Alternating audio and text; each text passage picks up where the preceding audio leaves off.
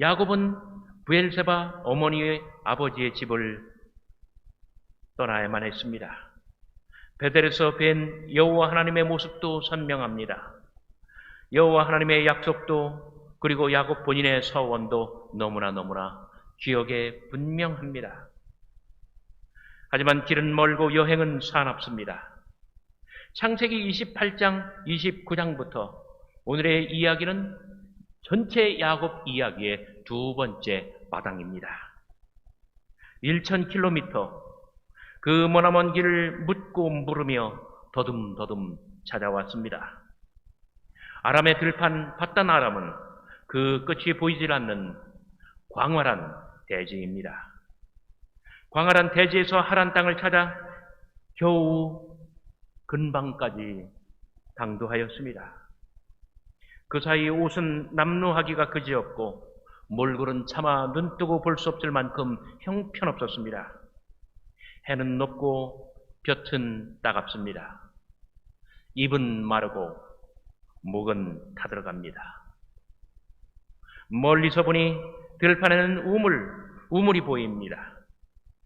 성서에 많은 중요한 만남이 이루어지고 그리고 젊은이들의 로맨스가 시작되는 곳입니다. 야곱이 다가가 우물가에서 목자들에게 말을 걸었습니다. 내 형제여, 어디에서 오셨는가?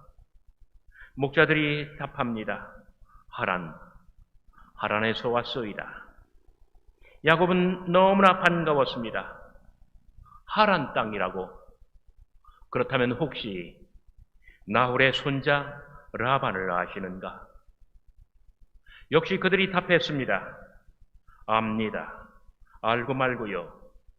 여기 지금 그의 딸 라헬이 양을 몰고 오고 있어. 야곱은 쿵쾅쿵쾅 가슴이 뛰었습니다. 내 어머니의 오라버니 라반의 집이 지척일 텐데 그의 딸이 여기로 오고 있다니. 야곱은 가슴이 설레었습니다. 내 외삼촌 라반은 어떤 분일까? 그의 딸 라헬은 어떻게 생겼을까? 과연 멀리서 양들의 울음소리가 들려오고 양떼가 모습을 드러냅니다. 가까이 올수록 양떼 뒤에는 한 아리따운 여인이 따라오고 있습니다.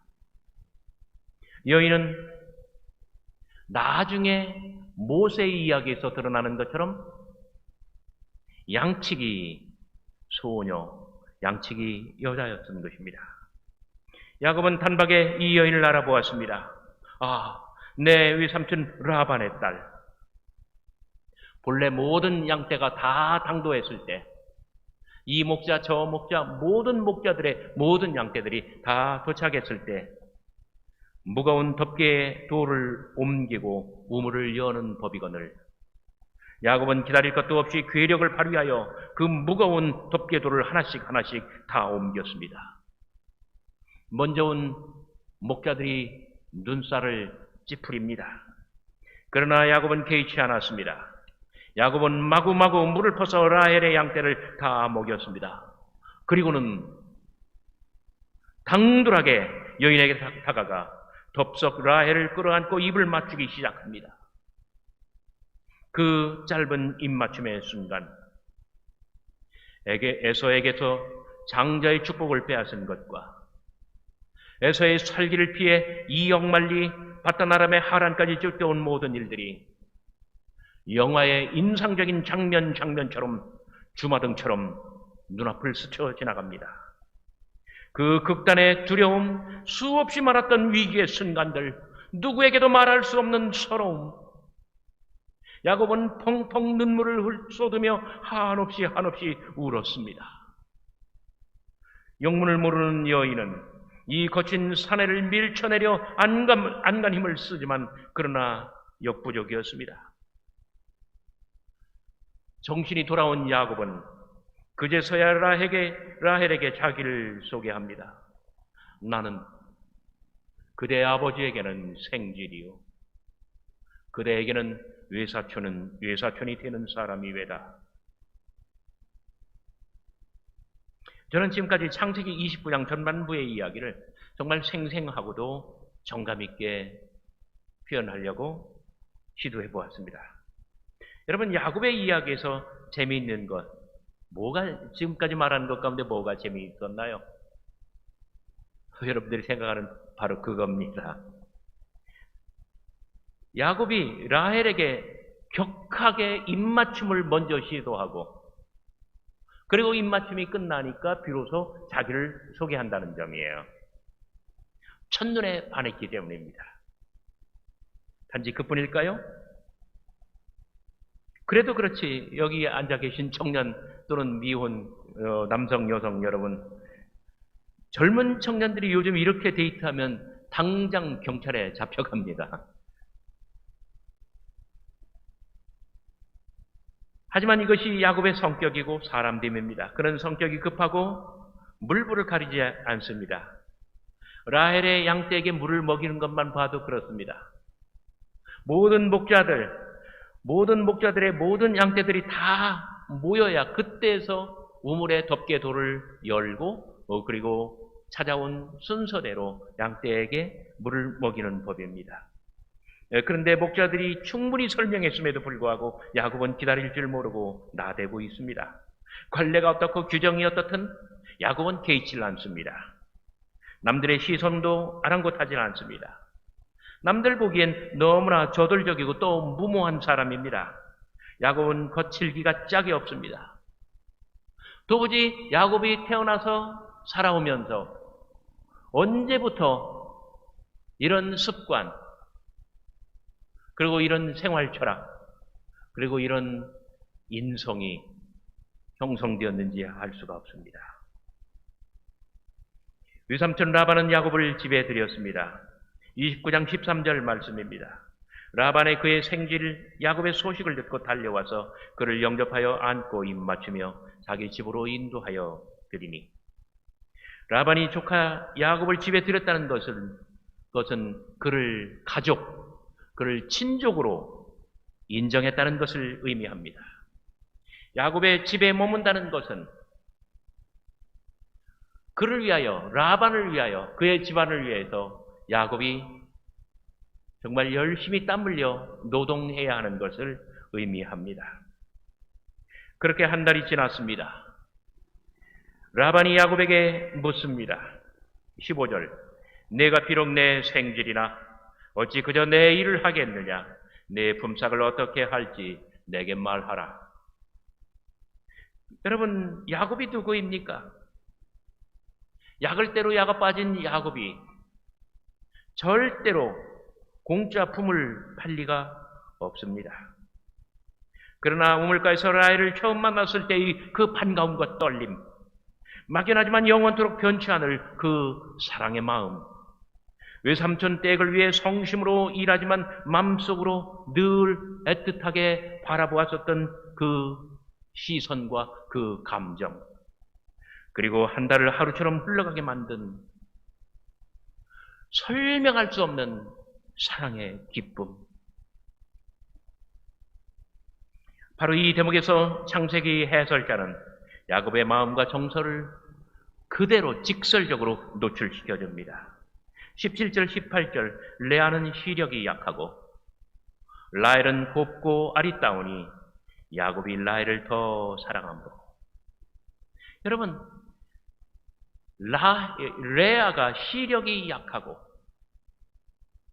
보는 것이 정확하지 않고 듣는 걸로 정확하게 알아들을 수가 없으면, 이해할 수가 없으면 말과 행동에 자신감이 결여되고 늘 어줍지 않게 사는 법입니다.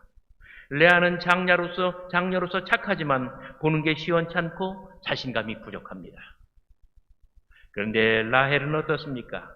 작은 딸이지만 이 아이는 아름답고 당당하며 지혜롭고 그리고 처신이 자연스러워 보는 이에게 호감이 가고 매력이 넘쳐납니다. 무엇보다도 우물가에서 처음 만났을 때부터 야곱의 마음을 뛰게 만들었습니다. 그러나 야곱은 성미가 급하고 계산이 빠릅니다. 외삼촌 라반이 너의 품삯을 어떻게 할까? 내가 정하라. 이 말을 들었을 때 야곱은 냅다 질렀습니다. 17절 말씀. 내가 외삼촌의 작은 딸 라헬을 위하여 외삼촌에게 7년을 섬기리이다. 아이고, 딸 한 명 데려오는데 구제해주면 고맙다고 해야 될 텐데 7년 연봉을 다 공짜로 처가해 주겠다고 하는 거예요. 한 달이 하루처럼 지났으니 7년 세월도 이래처럼 지날 것이 아닙니까? 사랑한 사람을 얻는데 7년 노동력이 무슨 대수라고요. 그래서 야곱은 사랑을 위해서라면 7년의 헌신과 노동을 다짐하였던 것입니다. 그런데 라반은 라반대로 계산이 정확한 사람이었습니다. 라반은 야곱의 이 거래를 받아들입니다. 19절. 그를 내게 주는 것이 타인에게 주는 것보다 나으니 나와 함께 있으라. 이렇게 라헬을 사이에 두고 야곱과 라반은 저마다 계산이 분명합니다. 야곱은 라헬을 얻을 생각을 하니 7년이 7일 같습니다. 라반은 야곱이 열심히 일해주니 7년이 70년의 축복처럼 그렇게 소중합니다. 20절. 야곱이 라헬을 위하여 7년 동안 라반을 섬겼으니 그를 상한 까닭에 7년을 며칠같이 여겼더라. 라반도 야곱도 누구 하나 결코 손해볼 사람이 아닌데, 그러나 7년의 노동과 혼인은 둘에게 완전 동상이몽이었습니다. 혼인 사기, 레아의 밤이 다가옵니다. 드디어 7년 세월이 다했습니다. 이 얼마나 고대하였던가. 그러나 라반은 언제나처럼 7년 세월이 다 지났음에도 불구하고 이런 반구 말 한마디가 없습니다. 그래서 속이 타들어가는 야곱이 먼저 입을 열었습니다. 내 기한이 찼으니 내 아내를 내게 주소서. 내가 그에게 들어가겠나이다.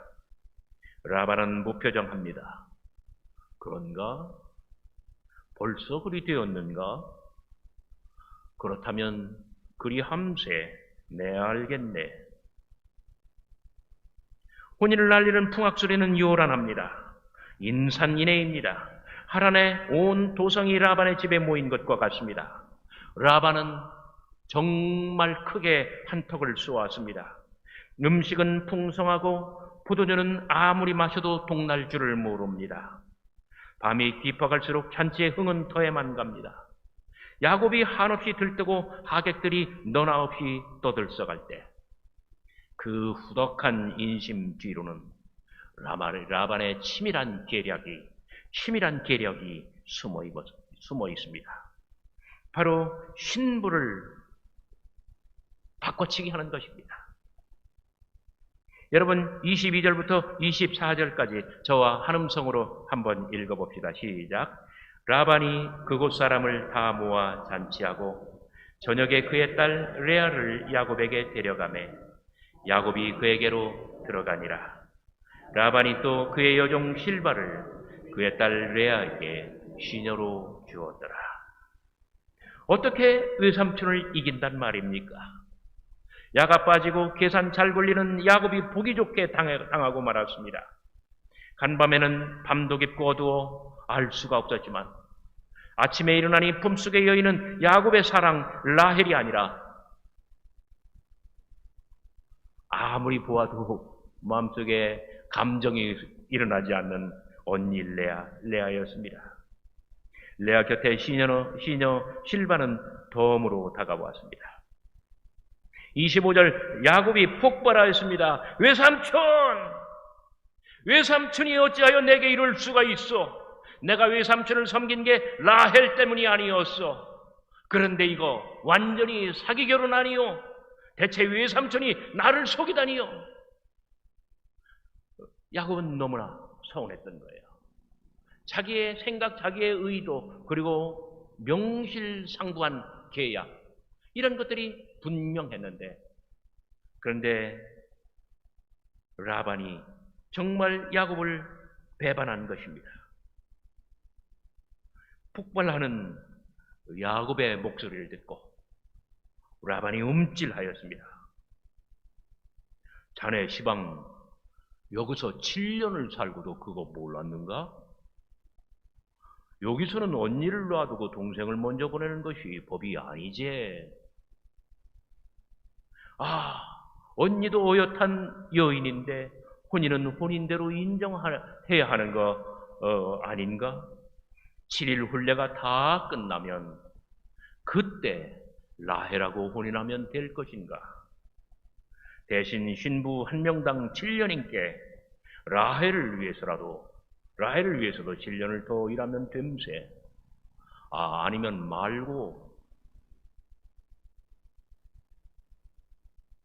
그 라반이 어느 지역 사람이에요?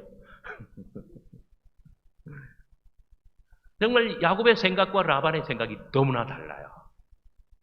그나마 라반은 야곱에게 인심을 베푸는 거예요. 레아처럼 7년 일하고 7일 결혼하는 게 아니라 법대로 하면 7년 7일, 또 7년, 그 다음에 또 7일 이렇게 해야 되는데 7년하고 7일 결혼식했죠? 이번에는 결혼식을 먼저 시켜주고 그리고 후불로 7년 품삯을 노동력을 달라는 거예요. 이것은 라반의 완전한 속임수였습니다. 사랑의 눈이 먼 야곱은 속수무책으로 당하고 말았습니다. 야곱은 하는 수 없었습니다. 7일 후 두 번째 결혼식을 치르고 드디어 라헬을 품에 안았습니다. 라헬의 시녀 빌하도 덤으로 얻었습니다. 그러나 야곱은 7년을 더 봉사하는 수밖에 없었습니다. 30절 야곱이 또한 라에게로 들어갔고 그가 레아보다 라헬을 더 사랑하여 다시 7년 동안 라반을 섬겼더라. 바로 여기에서 사람의 계산과 하나님의 계산이 분명하게 드러납니다. 7년 또 7년. 사랑의 길은 멀고도 험합니다. 7년 그리고 또 7년. 사랑을 위해서라면 이뤄야 할 게 많고 감수해야 할 것이 너무나 많습니다. 야곱은 이를 갑니다. 외삼촌, 내 반드시 오늘의 이 치욕을 갚아드리리이다. 어떻습니까? 잔머리에 두 거장이 속이고 속고 사는 것이 재밌질 않습니까? 이번에는 라반이 이기고 야곱이 졌습니다. 어쩌면 다음 판에는 라반이 수세에 몰리고 야곱이 이길 것입니다. 그런데 놀라운 점이 하나 있습니다. 두 사람은 이렇게 속고 속이며 살지만, 속이고 속으며 살지만 인간의 계산 너머에는 하나님의 계산이 있다는 점입니다. 두 사람은 피말리는 계산과 잔머리로 일희일비하지만 그러나 하나님께서는 인간들의 이러한 모습을 뒤로 하고 일정하고도 일관되게 당신의 구원의 계획을 이루어 가신다는 점입니다. 첫째, 야곱의 이야기는 교훈으로 가득합니다. 첫째, 사람이 뜻대로 일이 되지 않을 때가 얼마나 많은지 모릅니다. 야곱은 목표가 분명했습니다. 라헬을 사랑하는 아내로 곁에 두는 것. 목표가 분명한 만큼 열심도 충분했습니다. 그리고 노력도 인내도 완벽했습니다. 이러한 목표는 반드시 성취되어야만 합니다. 그런데 뜻이 이루어지질 않았습니다. 그날 레아의 밤이 그랬습니다. 야곱은 원치 않던 사람, 예상치 못한 결과, 이해할 수 없는 사건을 직면해야만 합니다. 살면서 여러분들은 이럴 때가 있었습니까? 이럴 때가 우리 삶에 얼마나 많습니까? 우리의 일이 뜻대로 되어지질 않습니다. 목표도 선하고 목표를 이루는 노력도 과정도 모든 것이 완벽합니다. 그러나 결과는 정반대입니다. 인간의 실패와 연약함 뒤에는 무언가 하나님의 계획이 숨겨져 있을 수가 있습니다. 여러분, 가다가 길이 막히면 그때는 그 이면에 감추어진 하나님의 뜻이 무엇인지 하나님의 뜻을 찾아야만 합니다. 둘째, 야곱은 그날의 패배로 정말 너무나 많은 것을 잃었지요. 고귀한 시간, 금 같은 시간을 7년이나 잃었으니 말입니다. 그러나 야곱은 여기서 대단히 소중한 한 가지를 얻습니다. 야곱은 본래 기다릴 줄 모르는 사람, 무모한 사람, 남들의 시선을 개의치 않는 사람이었습니다. 그리고 형제마저 속이고 자신의 이익을 추구하던 그런 사람이었습니다. 그런데 이번에는 야곱이 정말 보기 좋게 자기가 외삼촌에게 속아 넘어가고 말았습니다. 야곱은 이 모든 것을 현실로 받아들여야만 합니다. 바로 이러한 과정을 통하여, 그날의 사건을 통하여 야곱은 자신을 돌아보게 됩니다. 본인이 얼마나 무모한 사람인지, 자기의 이익을 위해 심지어 남을 해치기도 하는 사람인지, 자신이 얼마나 거칠고 사나운 사람인지 조금씩 깨달아가기 시작한다는 점입니다. 이렇게 자기를 발견하는 순간은, 이렇게 자기 자신이 얼마나 형편없는 사람인지 깨닫게 되는 시간은 자기 자신을 돌아보고 그리고 자기 자신을 다듬어갈 수 있는 그러한 시간이기도 합니다. 제가 지난주에 말씀드렸죠. 고대의 민담이나 영웅전에 보면 모든 주인공들은 여행합니다. 길고 머나먼 여행을 떠납니다. 그리고 그 여행 중에 숱한 경험을 갖게 되고, 그리고 실패와 성공의 경험을 통하여 자신을 발견하고 자신을 다듬어가고, 그리고 이 여행의 길이 끝났을 때 그는 완전히 다른 사람이 되어 정말 역사의 길이 남을 그러한 인물이 되는 것입니다. 마지막으로 세 번째, 야곱은 그날의 패배로 너무나 많은 것을 얻게 되었습니다. 야곱의 무서운 점이 바로 이것입니다. 7년의 기다림과 모든 헌신은 바로 사기극이었습니다. 그것이 레아의 밤, 그 절정입니다. 그러나 야곱은 새로운 7년을 눈물 머금고 받아들입니다. 모든 현실을 수용하고, 그리고 자신의 실패와 이 뼈저린 아픔 기저에 있는 그 밑바닥에 있는 하나님의 뜻이 무엇인가, 하나님의 뜻을 추구할 때 야곱은 실로 많은 것을 얻게 됩니다. 결과적으로는 레아와 실바, 그리고 라헬과 빌하, 이렇게 부인을 4명이나 두게 됩니다. 그들에게서는 장장 12명이나 아들이 나타날 것이고, 물론 딸들도 섞여서 날 것입니다. 이렇게 하여 아브라함과 이삭과 자신에게 주어진 자손의 언약, 하나님의 언약을 이루어 나갈 것입니다. 무엇보다도, 그리고 결정적으로 자기가 원치 않았던 레아를 통하여 그 유명한 유다 지파가 나옵니다. 레아를 통하여 레아의 혈통 안에서, 이 유다 지파 안에서 다윗 왕조가 출현합니다. 그리고 결정적으로 바로 이 다윗의 후손 가운데 세상에 저와 여러분들의 구세주 그리스도가 나타나십니다. 인간은 계산하고 계획하고 때로는 거칠고 무모하며 이악스럽게 삽니다. 그리고 속이고 속으며 때로는 이기고 때로는 지며 한없이 계획하고 한없이 계산하고 인간의 모습대로 그렇게 자기의 세상을 만들어갑니다.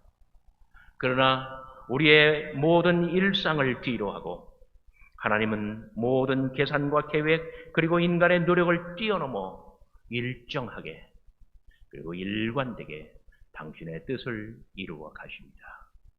오늘 야고의 이야기를 통하여 우리의 삶을 돌아볼 수 있고, 그리고 우리의 계획과 우리의 계산 너머에 있는 하나님의 계획과 하나님의 계산을 마음에 품을 수 있다면 우리도 야곱처럼 이 세상의 가장 위대한 사람으로 의미 있게 살아갈 수 있을 줄을 믿으시기를 바랍니다.